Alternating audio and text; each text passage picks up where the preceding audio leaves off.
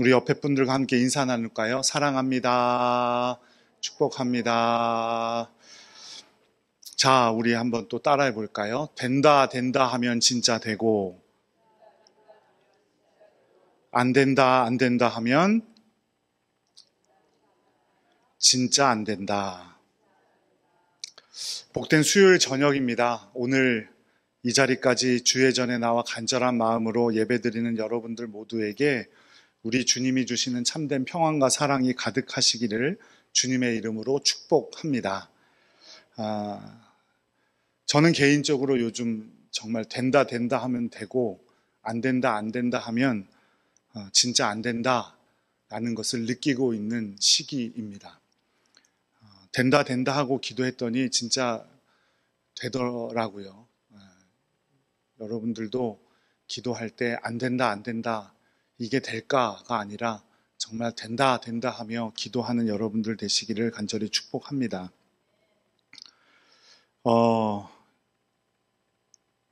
우리 교회 부채가 있잖아요.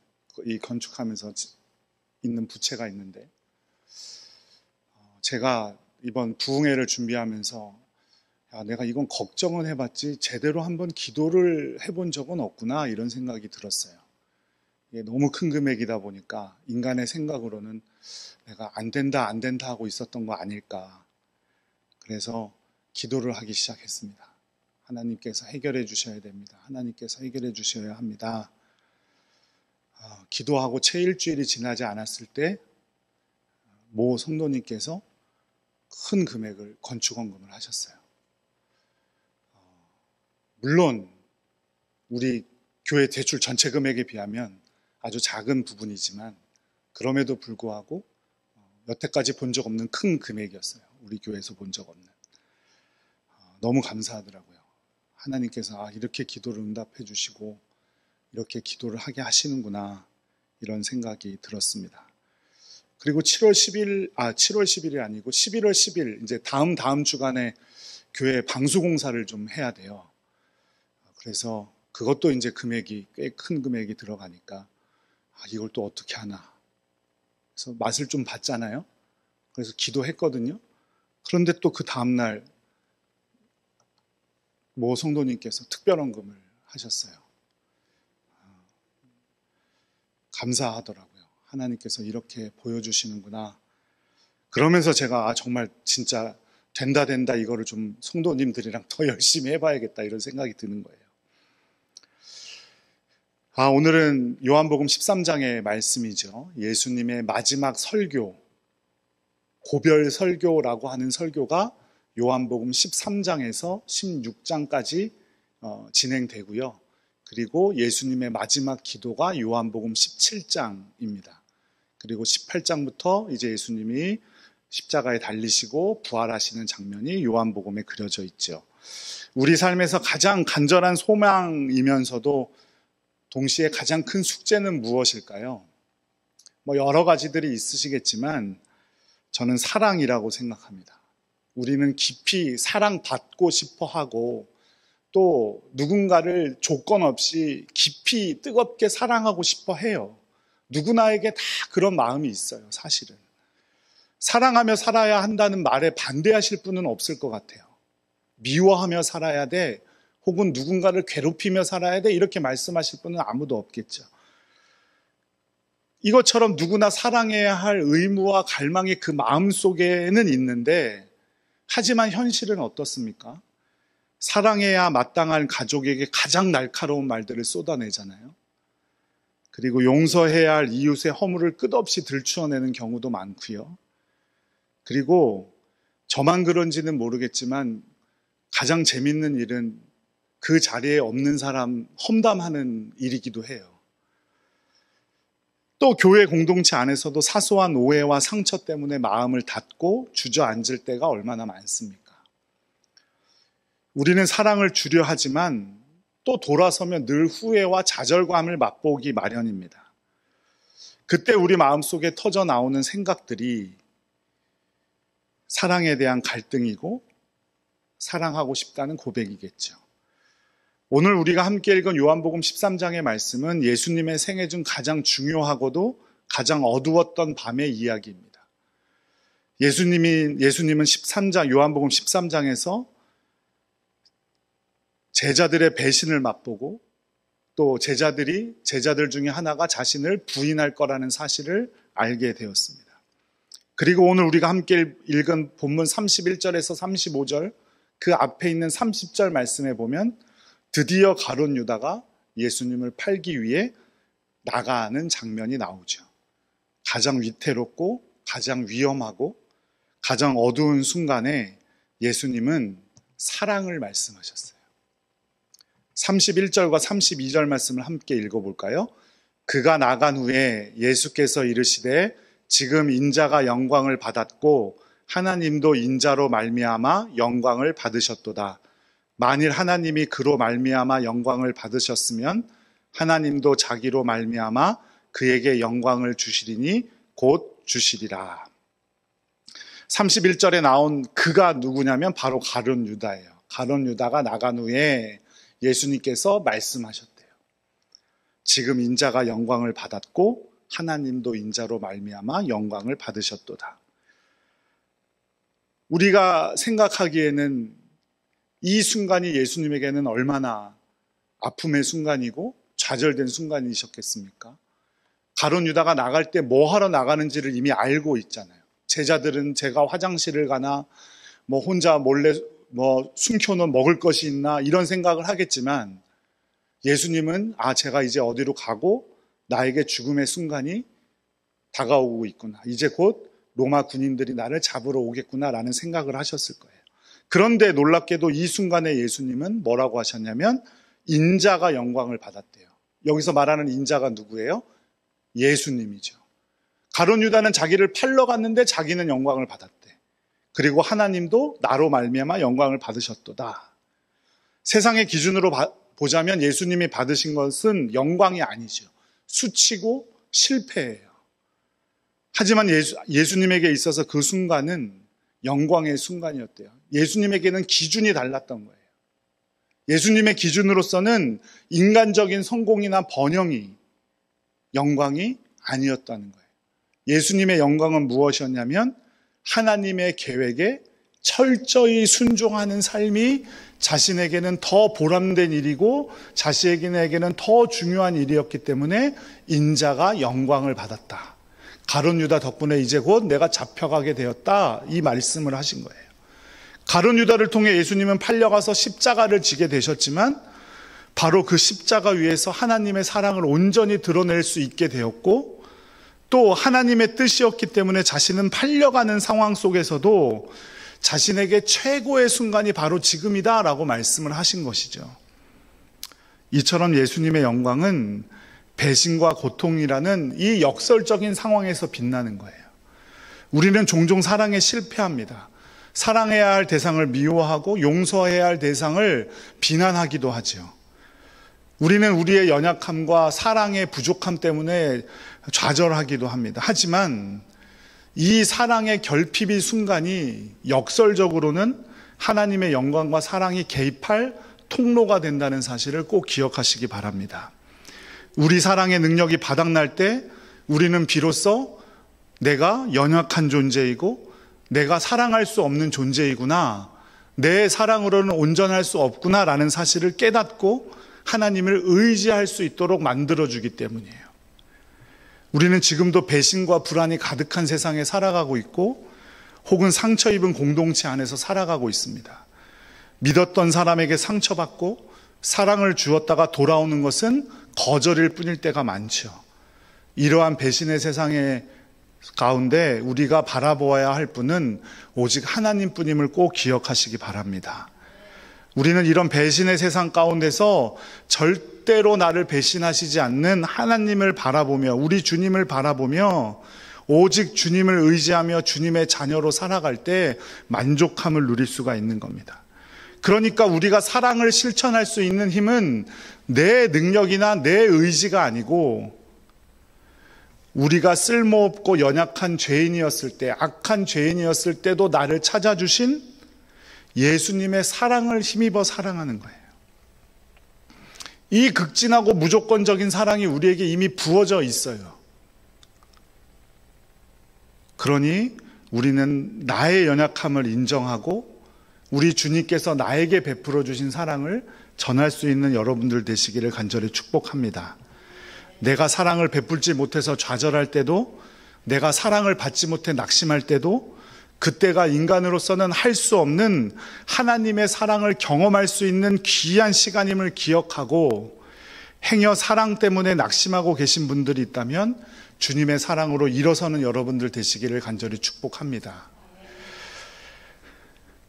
내가 사랑을 받지 못할 때도, 내가 나를 사랑해 주는 사람이 없어서 마음이 아플 때도, 그 사랑은 완벽한 사랑이 아니라 진짜 완전한 사랑은 오직 주님께 있음을 믿고 주님의 사랑에 기대는 여러분들 되시기를 간절히 축복합니다. 그리고 내가 사랑하지 못해서 괴로울 때도 주님의 사랑을 힘입기를 원하고 주님 앞에서 사랑하기를 원한다는 자신의 연약함을 인정하는 여러분들 되시기를 간절히 축복합니다. 그럴 때 반드시 주님께서 우리와 함께 해주시고 우리에게 놀라운 사랑을 더해 주실 줄로 믿습니다. 33절과 34절 말씀을 함께 읽어보겠습니다. 작은 자들아, 내가 아직 잠시 너희와 함께 있겠노라. 너희가 나를 찾을 것이나 일찍이 내가 유대인들에게 너희는 내가 가는 곳에 올 수 없다고 말한 것과 같이 지금 너희에게도 이르노라. 새 계명을 너희에게 주노니 서로 사랑하라. 내가 너희를 사랑한 것 같이 너희도 서로 사랑하라. 예수님은 제자들을 떠나기 직전에 뭐라고 부르셨어요? 제자들을 향해서 작은 자들아. 작은 자들이라는 건 다 아시겠지만 키가 작냐 이런 의미가 아니고 어린아이를 부르는 호칭 중에 하나예요. 테크니아라는 단어인데 그 어린아이를 부르는 듯한 애정과 연민이 담겨 있어요. 그래서 나는 곧 떠나지만 내가 없을 때에도 너희가 나를 기억하고 세상을 이길 수 있는 유일한 방법을 남겨줄 건데 그것이 무엇이냐면 바로 새 계명이다. 그 새 계명이 뭐예요? 서로 사랑하라. 내가 너희를 사랑한 것 같이 너희도 서로 사랑하라. 예수님이 처음 말씀하신 사랑은 뭐예요? 내 몸과 같이 내 이웃을 사랑하라는 거였죠. 그런데 이제 달라졌어요. 뭐라고요? 내가 너희를 사랑한 것 같이 너희도 서로 사랑하라. 내 몸과 같이 남을 사랑하는 게 쉬울까요? 예수님의 밖에 받은 사랑을 베푸는 게 쉬울까요? 어떨 것 같으세요? 사랑이 힘들죠. 근데 훨씬 어려운 거는 사실은 나를 사랑해 주신 예수님의 사랑으로 그대로 사랑하는 것이 더 힘들 거예요. 왜냐하면 예수님은 나를 위해서 뭐까지 바치셨어요? 자신의 목숨까지도 바치신. 그러니까 예수님의 생명, 예수님의 죽으심으로 내가 지금 살아있는 것을 믿는다면 내가 이웃을 사랑할 때 내 생명을 주는 것처럼 사랑해야 되는 거예요. 이게 바로 예수님께서 말씀하신 새 계명입니다. 기준을 완전히 뒤엎는 새로운 명령이죠. 그 이전의 계명에 예수님께서 말씀하신 것이 인간 수준의 사랑이라면 지금은 예수님 수준의 사랑을 요구하시는 거예요. 왜요? 그래야 예수님이 없을 때 이 땅에서도 예수님이 함께하는 것처럼 우리가 서로 살아갈 수 있기 때문이에요. 그러니까 우리가 베풀어야 하는 사랑은 그저 감정적인 호감이나 혹은 인격적인 친절 이 정도가 아니라는 거죠. 희생적이어야 하고요. 그 무엇도 용서할 수 있는 사랑입니다. 고차원적인 헌신을 의미하는 거죠. 그러니까 우리가 사랑을 해야지라고 생각할 때 주님을 찾을 수밖에 없는 이유는 뭐냐면 우리가 연약하기 때문이에요. 그 높은 사랑의 기준을 따라갈 수 없기 때문이에요. 우리는 그 수준에 이르기 위해서 노력하는 자들이지 그 수준에는 갈 수가 없어요. 그러니까 내 중심을 제일 먼저 뭘로 채워야 될까요?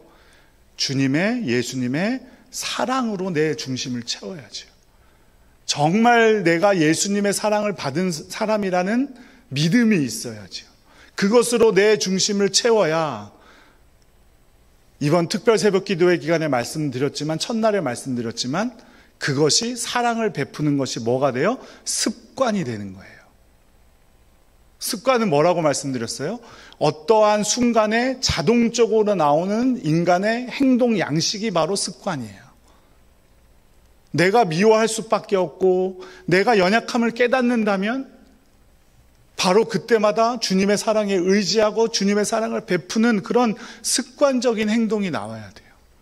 그러려면 내 안을 주님의 사랑으로 가득 채워야 되죠.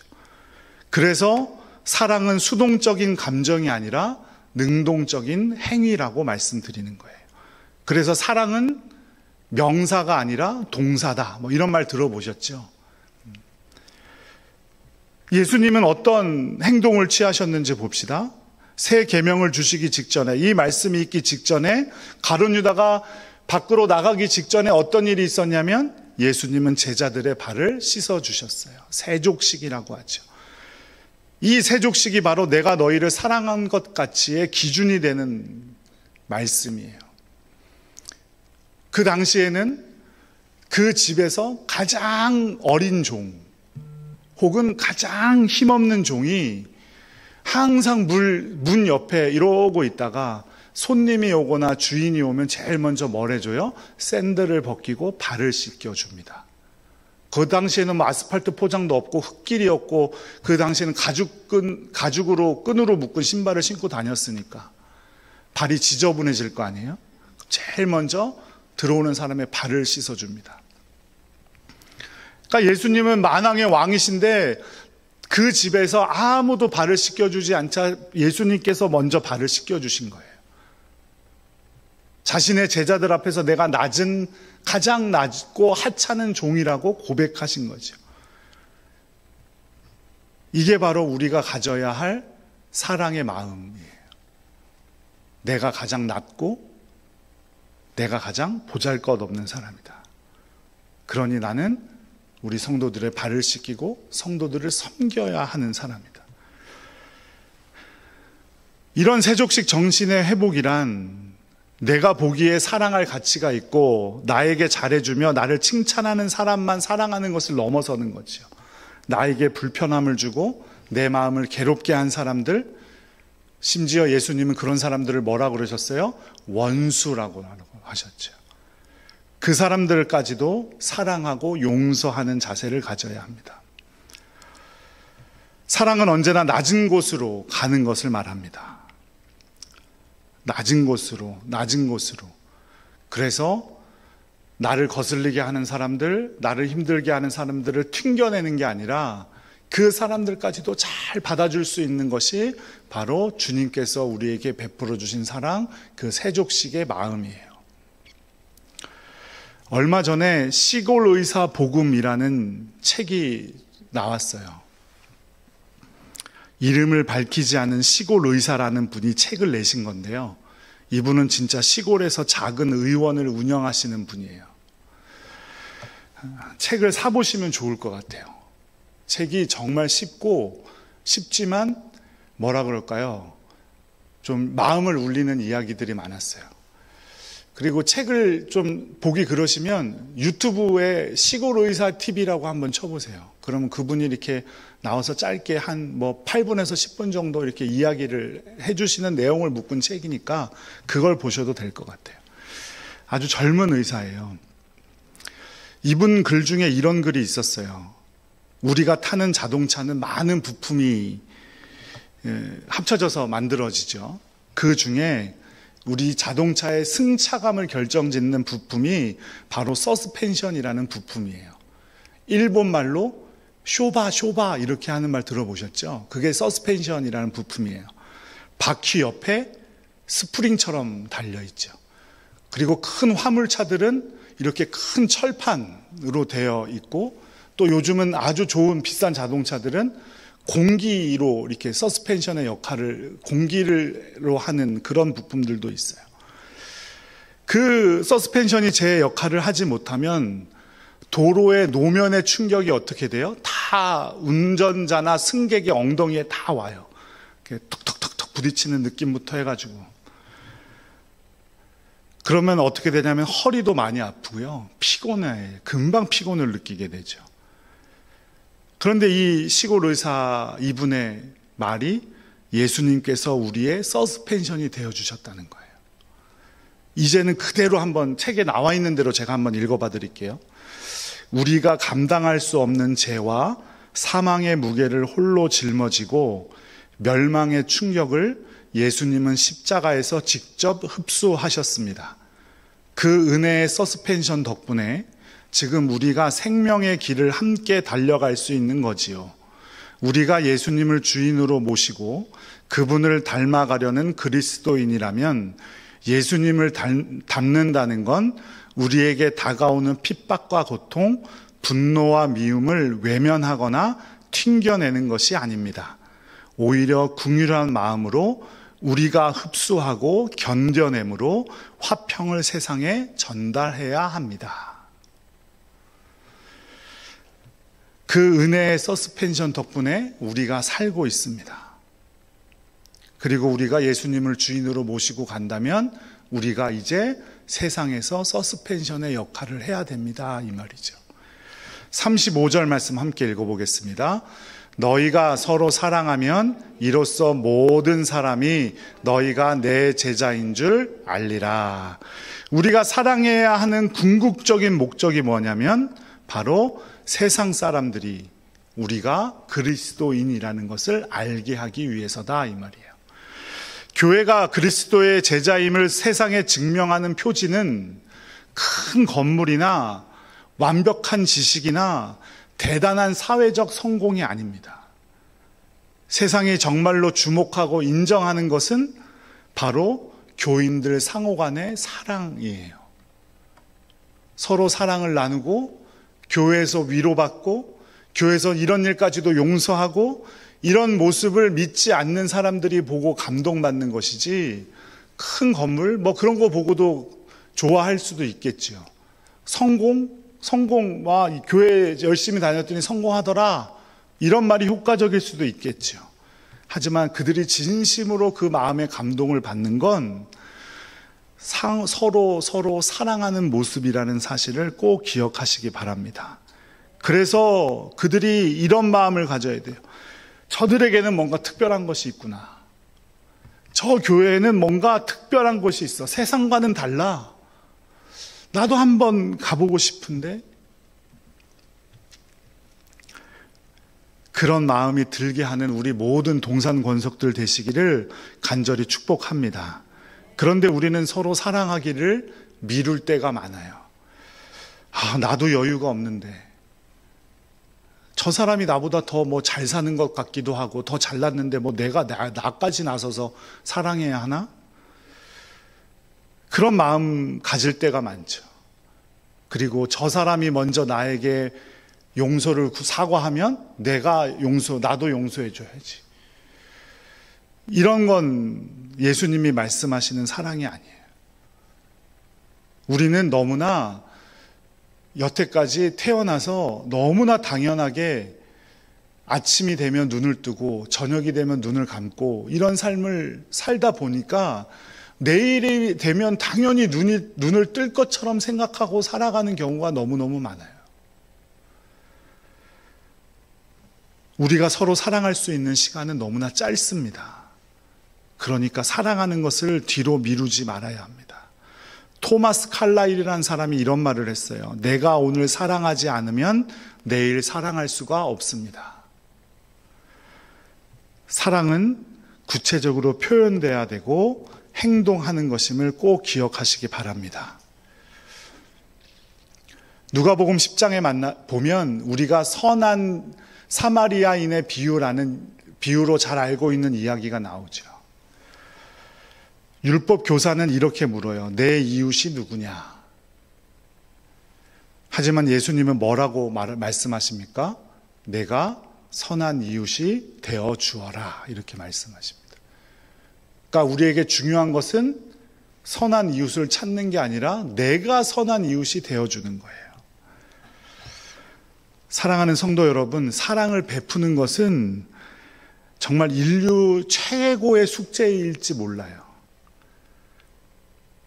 하지만 세상의 기준이 아닌 우리 예수 그리스도의 기준으로 사랑할 수 있는 여러분들 되시기를 간절히 축복합니다.